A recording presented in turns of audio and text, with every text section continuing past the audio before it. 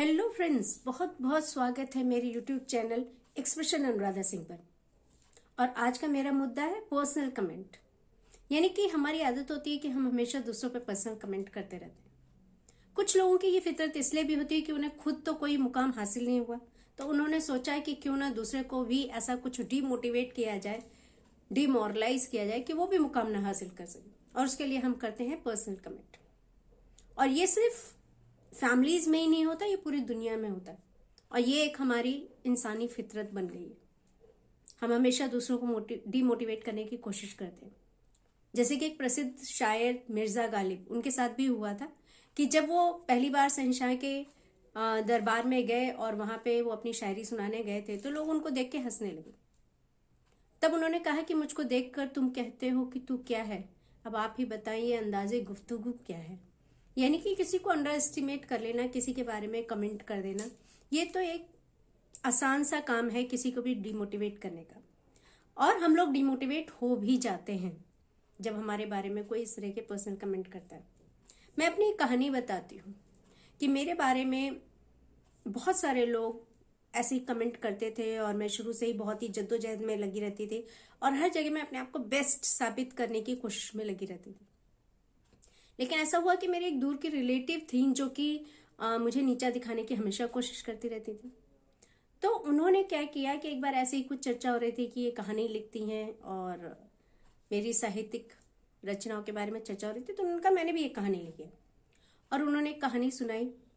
और वो कहानी एक्चुअली मेरे बारे में ही थी। उन्हें मुझे नीचा दिखाना था, इसलिए उन्होंने कहानी बनाई कि एक बहुत बदसूरत लड़की की एक बहुत सुंदर लड़के से शादी होती है और उसका एंड कुछ ऐसा कर दिया कि वो बदसूरत लड़की जो है वो लड़का कबूल कर लेता उसे एंड में, मतलब ऐसे हैप्पी एंडिंग दिखाया और मतलब मुझे जलील करने की कोशिश की पब्लिकली।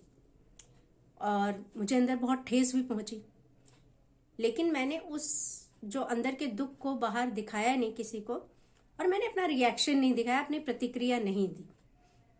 तो उन्हें और भी ज्यादा ठेस पहुंची, क्योंकि जो इंसान चोट पहुंचाने की कोशिश कर रहा है और यदि आप ये ना बताएं कि मुझे दर्द हुआ, तो फिर उसे और ज्यादा दर्द हो जाता है कि उसे लगता है अरे मेरा तो प्रयास बेकार गया। तो उन्होंने 1-2 साल बाद इसी कोशिश को दोबारा किया। जब और ज्यादा लोग इकट्ठे थे तो उन्होंने कहा मैं कहानी सुनाती हूँ। और मुझे जबरदस्ती वहां बुलाया गया और जब मैंने कहा कि मैंने ऑलरेडी आपकी कहानी सुनी है और मुझे मालूम है कि उस कहानी की हीरोइन मैं हूं, मैंने यहां तक कह दिया, तब भी वो कहने लगे नहीं नहीं सुनो सुनो सुनो। और फिर उन्होंने दोबारा से वही कहानी सुनाई। तो एक होता है कि जख्म, और जख्म पे दिया एक और जख्म। लेकिन पहले जख्म के दर्द से थोड़ी सी पावर तो आई गई थी मुझ में सहन करने की, तो दूसरे जख्म का भी मुझ पे इतना असर नहीं हुआ। और उसके बाद मैंने सोचा, कंपेयर किया उस महिला को, और मैंने हमेशा सोचा है कि मैं एक टीचर हूं, मैंने हजारों बच्चों को पढ़ाया है और फिर मैं एक प्रवक्ता भी रही जहां मैंने बीएड के टीचर्स को ट्रेनिंग दी। तो 7-8 साल मैंने हायर एजुकेशन में अच्छा काम किया, तो मैंने शिक्षकों को प्रशिक्षित किया। तो इतना मैंने महत्वपूर्ण काम किया। उसके बाद मैंने 6 रिसर्च पेपर लिखे और उसके बाद मैंने बहुत साहित्यिक रचनाएं की। मेरे 2 नॉवल भी आ चुके हैं और कई कविताओं की पुस्तकें भी आ चुकी हैं। तो मैंने कहा मैंने तो इतना सब कुछ किया, लेकिन इन्होंने क्या किया? इन्होंने सिर्फ दूसरों की कमाई को यूज किया। जिसने अपने आप दे दिया तो भी यूज किया, नहीं तो छीन भी लिया। और अपने दूसरे के बच्चों को पढ़ाने की बात तो बहुत दूर है, अपने बच्चों को नहीं कभी पढ़ाया है और अपने बच्चों पे ध्यान भी नहीं दिया, सिर्फ अपनी मस्ती में अपनी जिंदगी गुजारी और आज मेरे ऊपर कहानियां बना रही। तो ऐसे लोग भी आप देखिए, भारत में ऐसे लोग भी हैं जो आज रामचरितमानस पे कमेंट कर रहे हैं। डॉक्टर शेखर है कोई बिहार के एजुकेशन मिनिस्टर, जिन्होंने रामचरितमानस पे कमेंट कर दिया। आप रामचरितमानस की एक भी पंक्ति लेके दे, और मुझे नहीं लगता कि आज भारत में कोई ऐसा कवि होगा जो कि रामचरितमानस के समान कोई कविता या कोई चौपाई या कोई श्लोक इस तरह का लिख सके। इतने उसमें दर्शन छिपा हुआ है रामचरितमानस में जो सीखने लायक है। बल्कि मैं तो कहती हूँ हर धार्मिक ग्रंथ में, अगर आप बाइबल पढ़े, आप कुरान पढ़े, आप गुरु ग्रंथ साहब पढ़े, तो ये कुछ महान लोगों की महान कृतियां हैं, महान उपदेश हैं, इसके अंदर महान सीख है। तो उस पर भी हम कमेंट कर देते हैं। तो ये हमारा अधिकार बन गया है कि हमें पर्सनल कमेंट करना है। तो लोग ही रोज लोगों का काम हो गया कि कमेंट करना। जब मैंने एमएड में एडमिशन लिया था यूनिवर्सिटी में, तो भी मेरे साथ जो स्टूडेंट थे वो कुछ कमेंट किया थे, लेकिन मैं हमेशा अनदेखा कर देती थी।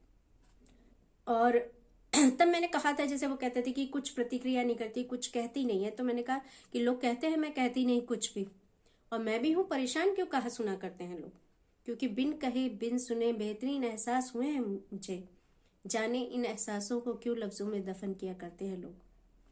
और फिर उन्होंने कहा कि मुस्कुराती नहीं, तो मैंने उस पर भी लिखा कि लोग कहते हैं मैं मुस्कुराती नहीं जरा भी, और मैं भी हूं हैरान कैसे हंस लिया करते हैं लोग, क्योंकि सच्चाई पानी की तरह अब नहीं मैसर, तब भी यहाँ पर कैक्टस की तरह जी लिया करते हैं लोग। तो ऐसे मैं उसे अपनी भड़ास को अपनी साहित्यिक रचनाओं से निकालने की कोशिश करती रही, और मुझे लगा कि अरे ये तो, अब मैंने उसे ऐसे लेना शुरू कर दिया है कि अगर कोई कमेंट करता है या आलोचना करता है तो मैं सोचती हूँ कि अरे वाह, ये तो मुझे एक चार्जिंग मटेरियल मिल गया जो मुझे चार्ज कर रहा है, और अब मैं उसे इस तरह से लेती हूँ कि ये मुझे मोटिवेट कर रहा है, ये मुझे चार्ज कर रहे हैं।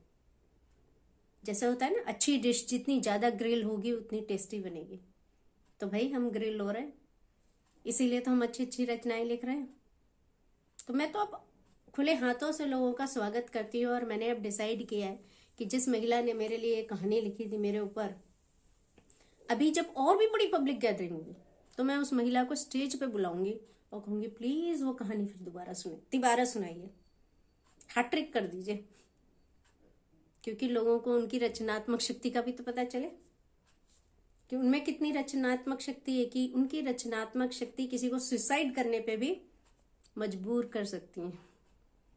तो इसीलिए मैं कहती हूँ कि ये समाज में चलता ही रहेगा कि लोग पर्सनल कमेंट करेंगे, लेकिन हमें क्या करना है, हमने उस पर्सनल कमेंट को एज अ चार्जिंग मटेरियल लेना है। तो चार्ज करते हैं लोग, तो आज मैंने इसीलिए लिखा भी है कि जब किसी ने कहा कि तुम कुछ नहीं हो, तो मैंने ऊपर देखा और हंसी, क्योंकि ये इल्ज़ाम तो ऊपर वाले पे लगा था, तो ऊपर वाले का इल्ज़ाम मैंने ऊपर वाले को ही सौंप दिया। सो थैंक्स अ लॉट, और अगर यदि आपको मेरा वीडियो पसंद आया तो लाइक करिए और please subscribe my channel. Thanks a lot.